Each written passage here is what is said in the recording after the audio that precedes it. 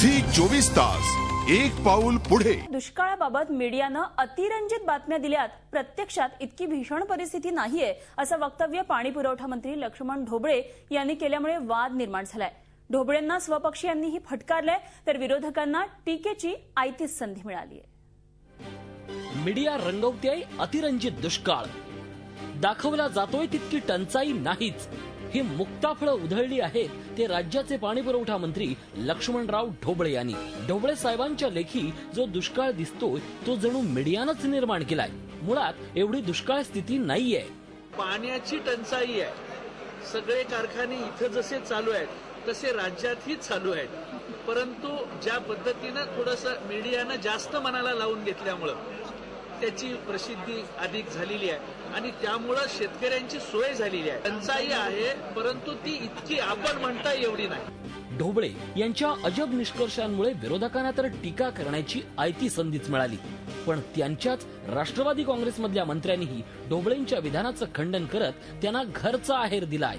पिण्याच्या पाण्याची टंचाई राज्यातील अनेक भागामध्ये निश्चितपणे आहे।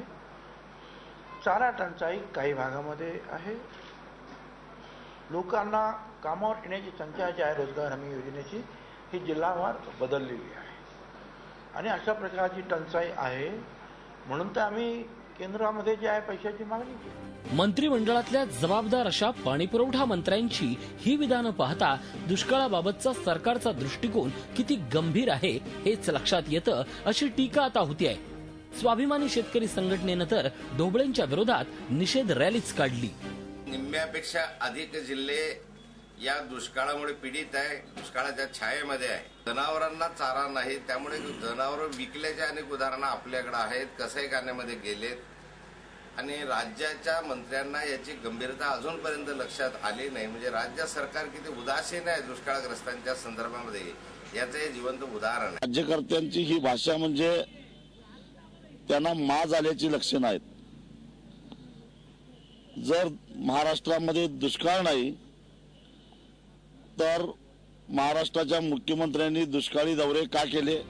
राज्य दुष्काळात होरपळत असताना जनतेला दिलासा देण्यापेक्षा दुष्काळावरून राजकारण करणारे नेते आपण सर्वांनीच पाहिलेत। आता तर ज्यांनी धोरणं ठरवायची आणि राबवायची अशा सत्ताधाऱ्यांनी जर अशी अनाकलनीय वक्तव्य केली तर दुष्काळग्रस्तांनी पाहायचं तरी कुणाच्या तोंडाकडे? झी 24 तास साठी ब्युरो रिपोर्ट। झी 24 तास एक पाऊल पुढे।